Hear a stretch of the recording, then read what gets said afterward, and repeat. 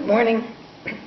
It's Victoria, Pendragon. Welcome to my alternate reality, where it's really beautiful today. The sun keeps going in and out a bit, so you'll see the light levels rise and fall. That's life. I want to talk about evil today. I want to talk about evil because I was reminded of it pretty consistently over the last few months as I was watching nightly episodes of a television series called Once Upon a Time. And it's based on storybook characters, and of course evil is a prime force in many, many, many fairy tales. Probably most of them. And I realized an interesting thing, because there's a character in there, Rumpelstiltskin, who is, well, annoying in the standard fairy tale. In Once Upon a Time was made into a rather high evil character. And in the first series, the makeup was so surprising, because they made his face look quite red in a way that it gave an impression that he was sort of blood covered. Even his teeth, which really added to the the off-putting character. I mean, it was hard to look at him. However, that said, there was a touch of mischief in him that was kind of delightful. And of course he ended up with a lot of power, which is always intriguing. At the end of the first season, however, they changed his makeup. There had to be a reason for that. I'm not sure what it was. I'm not sure if he was scaring too many children, who really shouldn't have been watching the thing anyway, or scaring possibly adults, because he really did look as though he just had some sort of dreadful blood feast. He was my favorite character. And I thought to myself, this is fascinating.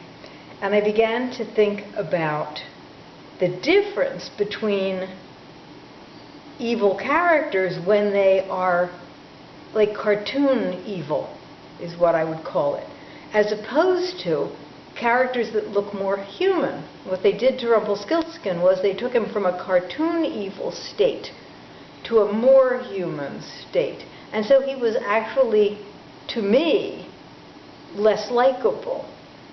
And the more I thought about it, the more I think that that's because all of us, of course, have aspects of ourselves that we're not pleased with. Not that they're evil. They're what Richard Rudd might call our shadow side. It's a built-in part of human nature. There's nothing to be done about it except to eventually rise above it by paying attention to the other side. But there it is. We have that. And I think in a cartoon evil character, one can allow oneself, because it's so not real, to identify with the evil there, because it's a little likable. And we don't want to hate ourselves, but we know it's bad, whatever it is. We know it's not our best trait. And so I think that a cartoon quality allows us to resonate a little more with an evil character. And of course, because they're cartoony, they're in reality much less scary than a human-looking evil character. If you've ever seen Silence of the Lambs, you know what I'm talking about. Here's a man who, throughout the course of the movie, does pretty much nothing but talk in a jail cell and is terrifying. Terrifying. But of course, that character, too, speaks to the shadow side of ourselves that's in there, that's always in there. And so there is, too, to some evil characters, this underlying level of attraction, repulsion, because it's part of human nature, it's part of us. The less the character looks human, the more we can allow ourselves to resonate a little bit.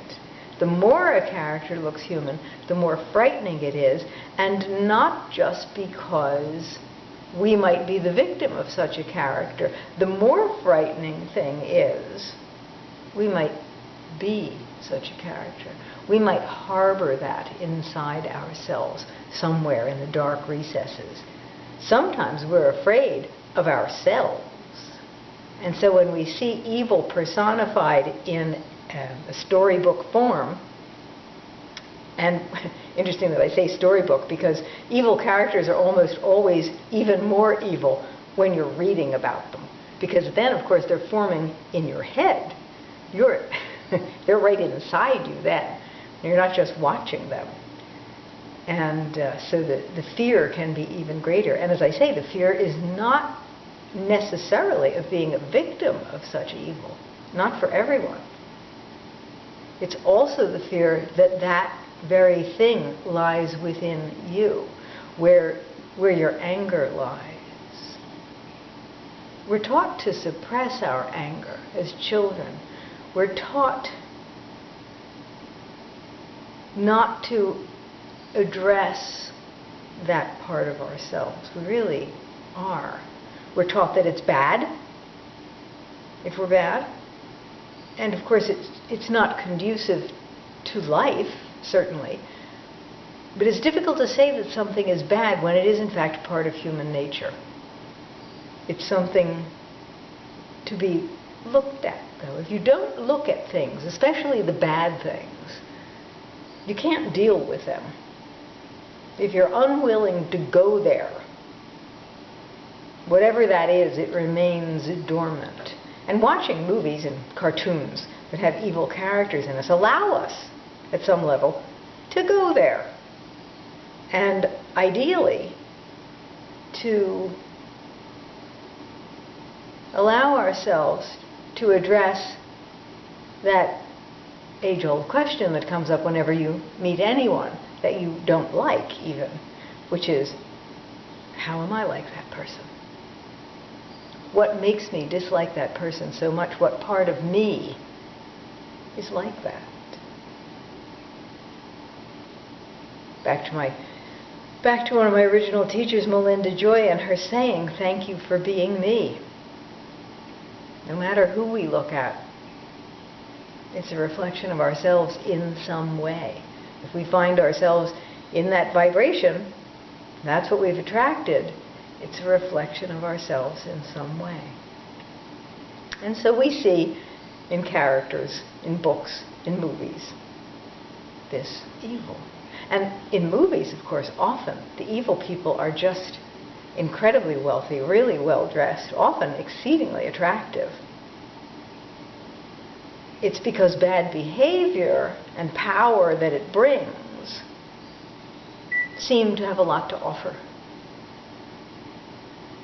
And really what all these things have to offer for us is an opportunity for learning more about ourselves, for learning who we are by being aware of our reactions and thinking about it a bit, meditating on it, allowing it to be and not hiding it away.